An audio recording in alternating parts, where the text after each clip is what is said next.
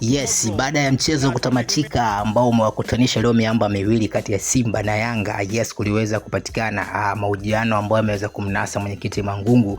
Tumekusogezea kupitia Sport Media hapo uweze kuona jinsi alivyoweza kujibu na jinsi alivyoweza kutoa taharuki watu kwamba wakidhani kwamba Simba inaweza kupoteza ubingwa msimu huu, na kusema kwamba bado mechi 10 na kuna pointi zaidi ya 28 30 huko watu walikuwa wanahoji kuhusu ubingwa. Huyu hapa Mangungu kwa zaidi aweze kumsikiliza. Kwamba mpira hauhitaji hayo mambo. Mbele yenu kuna kikombe cha ligi kuu Tanzania bara, lakini pia FA ambapo Simba vyote anavitaka. Amechukua kikombe cha muungano kule Kisiwani Zanzibar. Neno lako kama mwenyekiti kutazama kikombe ambavyo kimesalia mbele. Jambo kubwa nimesema kwamba bado ligi inaendelea na tunakwenda kwenye quarter final, tutacheza quarter final. Matokeo yatakayopatikana ndio ambayo yatatupa mwangaza wa wapi tunaelekea. Kiasi gani umekuwa impress na timu ambayo imeitengeneza msimu huu?